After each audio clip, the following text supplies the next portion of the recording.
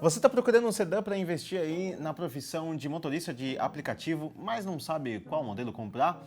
Então fica tranquilo, porque esse capítulo aqui do Livrão KBB, a gente vai mostrar qual seria o sedã com melhor custo-benefício para você escolher e enveredar aí nesse caminho e começar a fazer o seu dinheiro. Então deixa o seu like aqui nesse vídeo, se inscreve no canal, porque depois da vinheta você vai saber qual modelo você deveria comprar.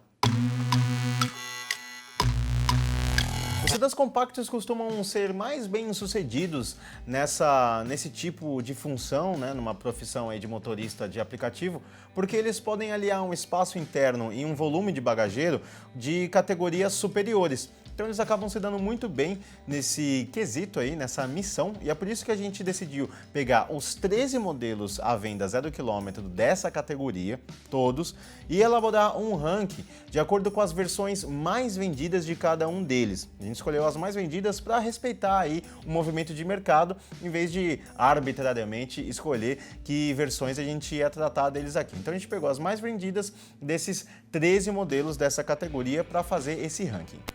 O que a gente pode salientar desde já é que pelo menos eles cumprem os requisitos mínimos de conforto, né? Todas essas versões aí que a gente vai ver tem ar-condicionado, vidros e travas elétricas, um sistema de som e direção assistida, que é para ter o mínimo aí de conforto. Você vai ver aqui nesse vídeo os 5 primeiros colocados nesse ranking que a gente elaborou, mas se você quiser saber as informações de todos os 13 carros que a gente usou para fazer essa análise toda, você pode clicar no link que está aí na descrição do vídeo, que vai levar para a matéria lá no site da KBB, kbb.com.br, que lá tem a tabela inteira, bonitinha, para você saber do primeiro colocado ao 13º. Bom, para elaborar esse ranking, a gente levou em consideração 6 quesitos: preço, custos das revisões até os 60 mil quilômetros, consumo médio com etanol, volume do porta-malas, distância entre eixos e potência. Mas esses critérios, eles têm pesos diferentes, porque como a ideia aqui é focar numa opção para o trabalho, os custos com seu bolso, eles costumam ser mais relevantes na hora de escolher mais racionalmente qual carro você deveria comprar. Até porque a potência do modelo não vai influenciar tanto assim se a gente considerar que na maior parte do tempo você vai rodar com esse carro na cidade até no máximo 60 km por hora. E no máximo você vai fazer pequenas viagens quando estiver levando algum passageiro para uma cidade, sei lá, da Grande São Paulo, por exemplo, se você estiver na região aqui da capital paulista. Então a potência acabou tendo um 10% só de peso na composição da nota dos carros que a gente elaborou para esse ranking, ao passo que o preço dele, os custos com a manutenção e o consumo correspondem a 60% do peso dessa nota. E aí os 30% restantes ficam a cargo da distância entre eixos e do porta-malas, porque são 2 critérios também importantes na hora de você oferecer espaço e conforto para o passageiro que você estiver levando. E um aviso, antes da gente começar o ranking, a gente está gravando esse vídeo em fevereiro, então os preços que a gente for colocar aqui na tela para vocês correspondem à tabela de fevereiro, beleza? Bom, agora que a nossa metodologia já está toda muito bem explicadinha para você, vamos começar então com esse ranking. Quem abocanhou a 5ª posição dessa nossa tabela foi o veterano Chevrolet Cobalt, ele mesmo.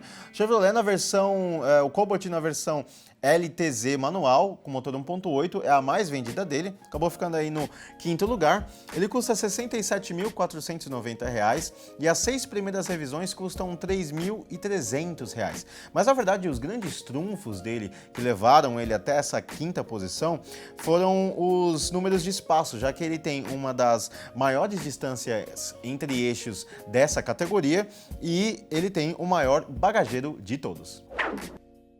No 4º lugar desse ranking, a gente tem o Ford Ka Sedan na versão 1.0 SE.